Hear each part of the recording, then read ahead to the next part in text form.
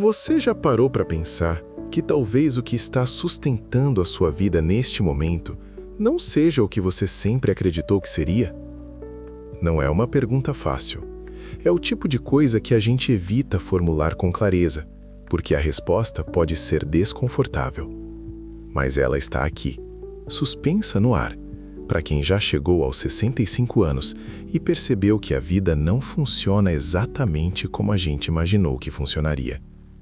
Você trabalhou anos, às vezes décadas, construiu o que pôde, criou filhos ou tentou construir uma família. Ou simplesmente fez o que qualquer pessoa responsável faz.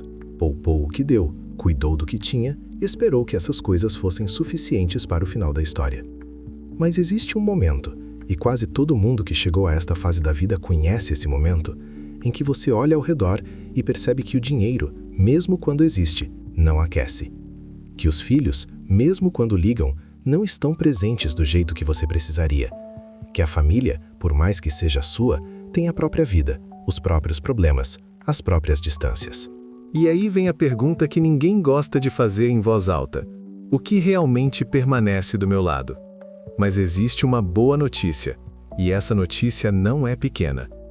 O que sustenta uma vida depois dos 65 não está no banco, não está na lista de contatos do celular, não está no apartamento dos seus filhos. Está dentro de você, operando em silêncio, muitas vezes sem que você perceba. Hoje, vamos falar sobre 5 dessas forças internas. 5 pilares que já moram em você. Alguns você já cultiva, outros talvez estejam esquecidos num canto. Mas todos estão lá, esperando para ser reconhecidos. Se essa abertura já fez sentido para você, comente aqui embaixo com a palavra raízes. Esse comentário me diz que você está aqui, presente, disposto a enxergar o que já é seu. E se ainda não se inscreveu no canal, faça isso agora e ative o sininho, porque toda semana tem uma conversa como essa esperando por você. Agora, vamos começar. Antes de falar sobre os 5 pilares, é preciso nomear o que não funciona. Não porque o dinheiro e a família sejam inimigos, não são. Mas porque colocar todo o peso da sua estabilidade sobre eles é construir a casa sobre uma fundação que não foi feita para isso. O dinheiro faz muita coisa, você sabe disso. Ele paga o plano de saúde, garante a consulta, cobre o remédio do mês. Nenhum conselho sensato ignora a importância de ter alguma segurança financeira. Mas existe uma diferença que a maioria das pessoas descobre da forma mais difícil, entre dinheiro que resolve problemas e dinheiro que resolve o vazio. O vazio não tem preço. Você pode ter a conta cheia e acordar às 3 da manhã com aquela sensação de que algo essencial está faltando.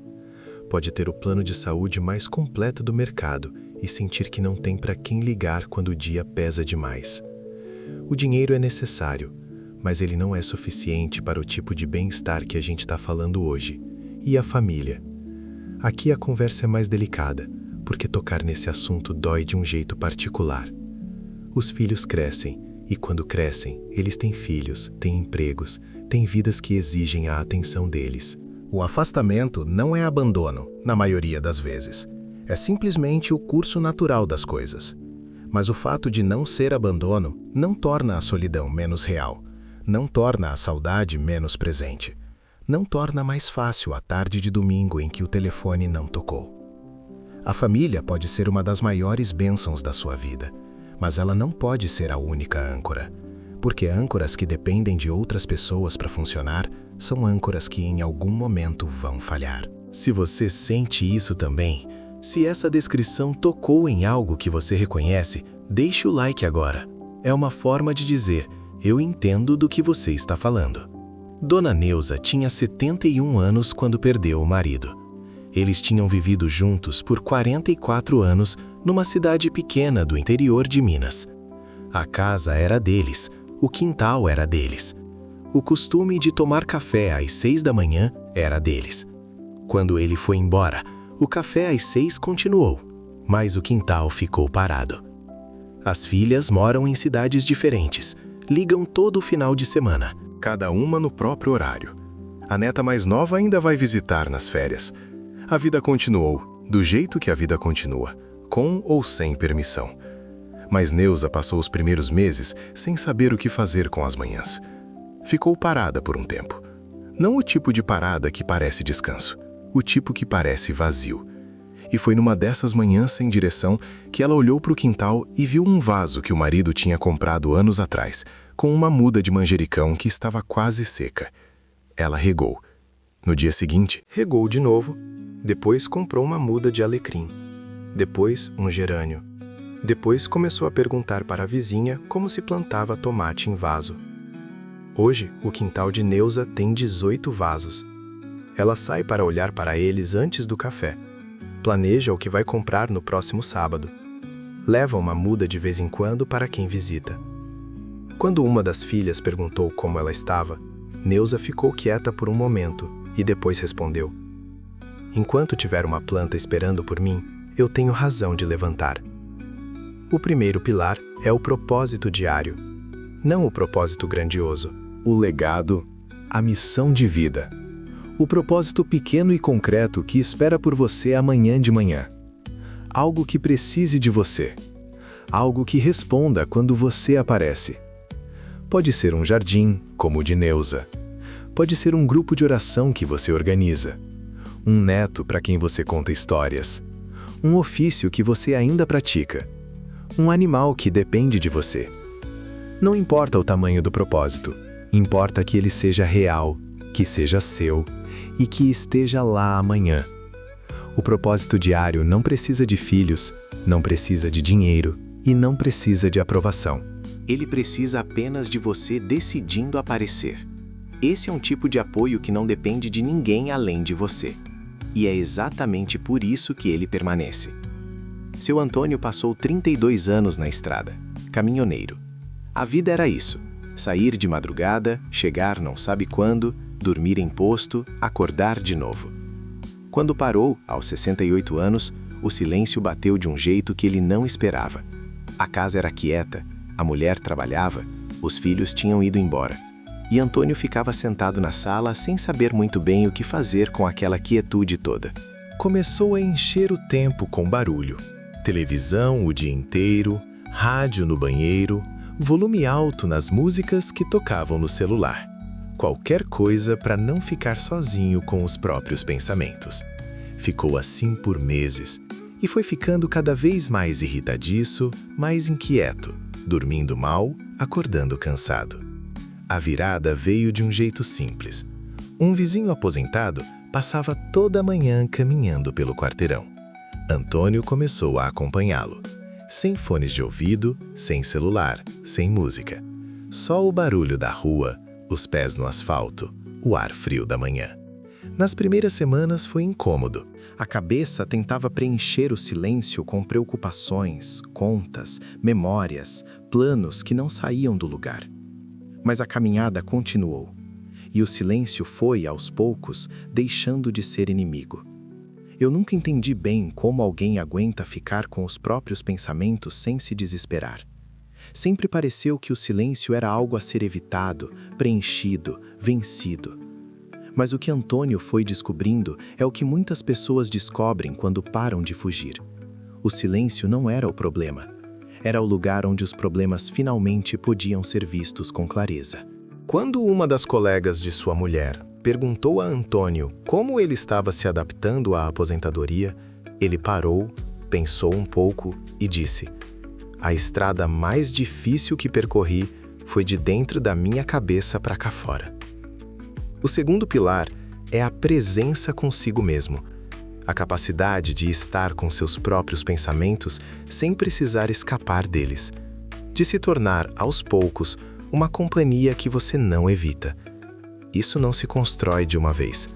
Constrói-se em caminhadas curtas, em manhãs sem televisão, em momentos de silêncio voluntário, que no começo parecem demais, e com o tempo parecem necessários. A presença consigo mesmo é o alicerce de tudo. Porque quando você consegue estar com você, para de depender de barulho externo para se sentir inteiro. Comente com a palavra raízes se você chegou até aqui. E se ainda não deixou o like, agora é um bom momento.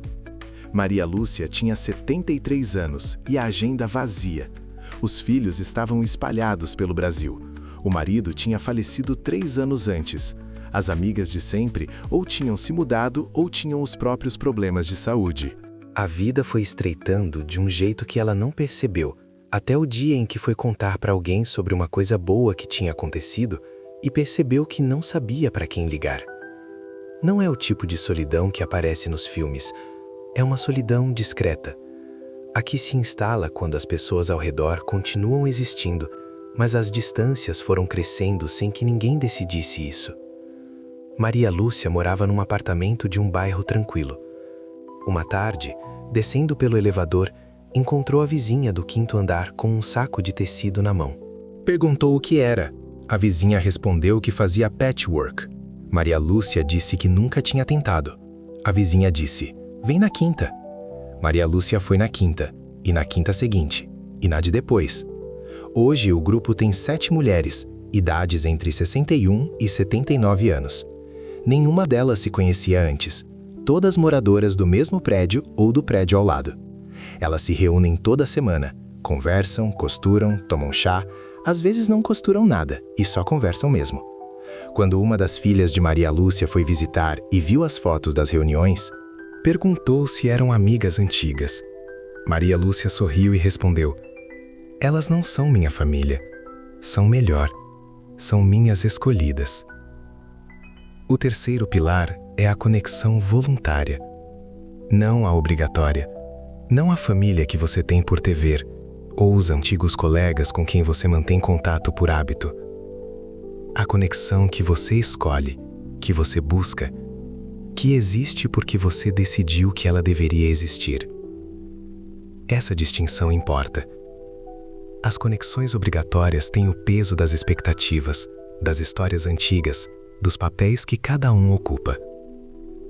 As conexões voluntárias começam do zero, sem cobranças e sem dívidas. Você não precisa de muitas. 1 ou 2 pessoas reais com quem você tem uma relação genuína valem mais do que dezenas de conhecidos superficiais. E essas conexões não aparecem sozinhas. Elas aparecem quando você entra no elevador e pergunta o que a vizinha carrega. Quando você se inscreve na aula de bordado mesmo sem saber bordar. Quando você escolhe aparecer em algum lugar uma vez e depois volta. A conexão voluntária não depende de ter família próxima.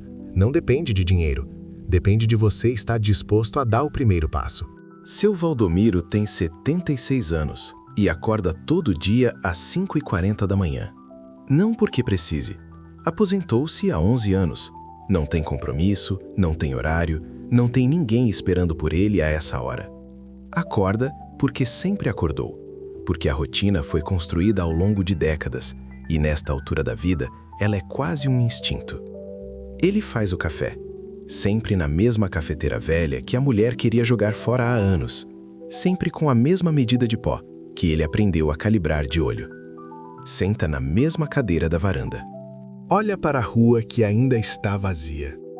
Toma o café devagar, sem pressa, sem celular na mão, sem televisão ligada. 20, 30 minutos. Só isso. A filha certa vez sugeriu que ele tentasse mudar um pouco a rotina. Viajar, conhecer lugares novos, sair da mesmice.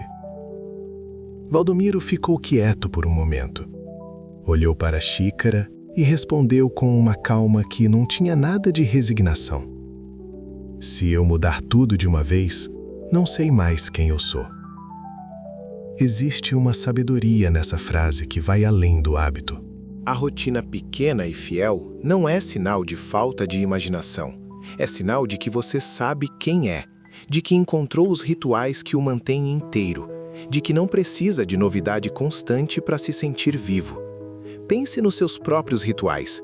O café da manhã de um jeito específico, a reza de sempre antes de dormir, a caminhada no mesmo horário, a música que você ouve quando está sozinho.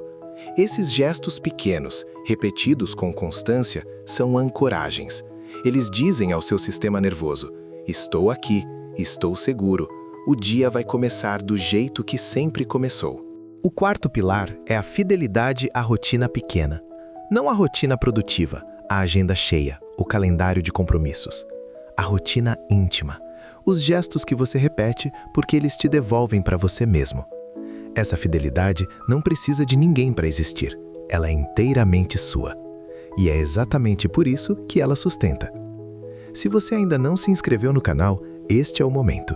Toda semana tem uma história como a de Valdomiro esperando por você. Inscreva-se e ative o sininho para não perder. Berenice tinha 69 anos quando decidiu aprender inglês. Não tinha um motivo prático. Não ia viajar para o exterior, não tinha neto morando fora, não precisava do idioma para nenhuma atividade específica. Simplesmente decidiu que ia aprender. Os filhos acharam engraçado. Não de um jeito cruel, de um jeito carinhoso, meio sem entender.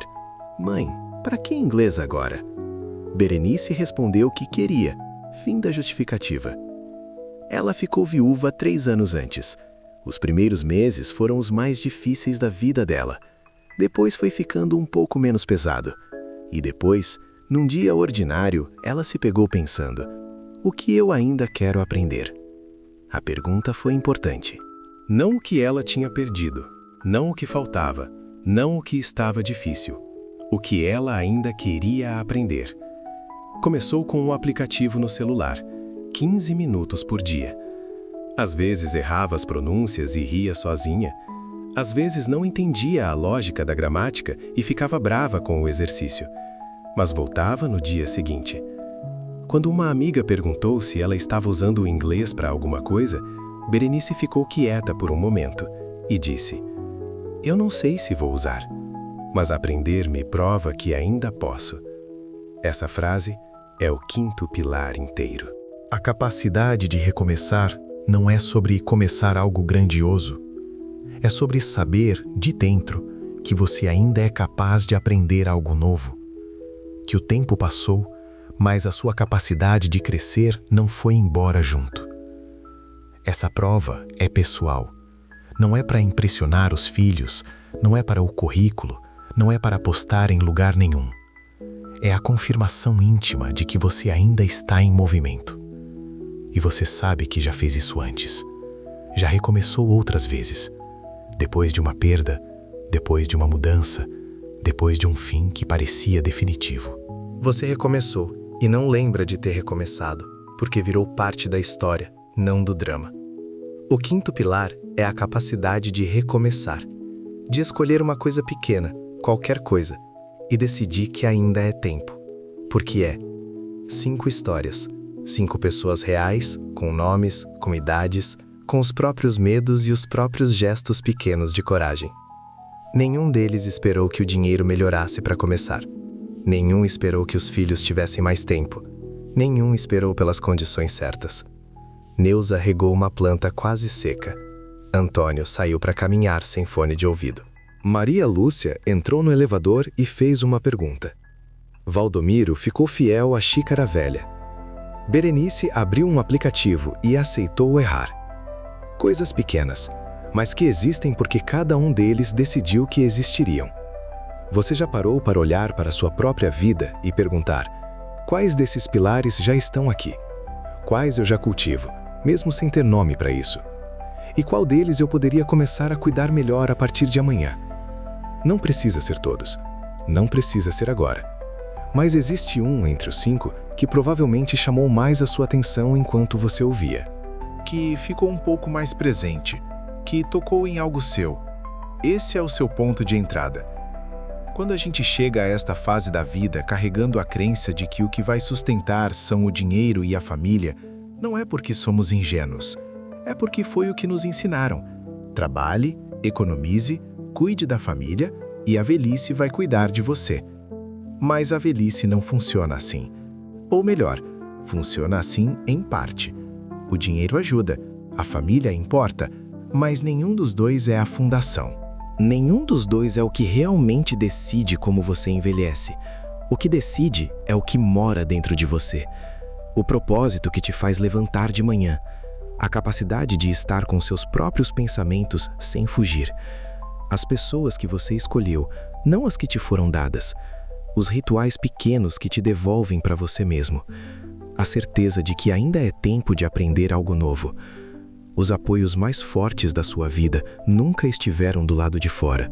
Sempre estiveram dentro de você, operando em silêncio, esperando para ser reconhecidos.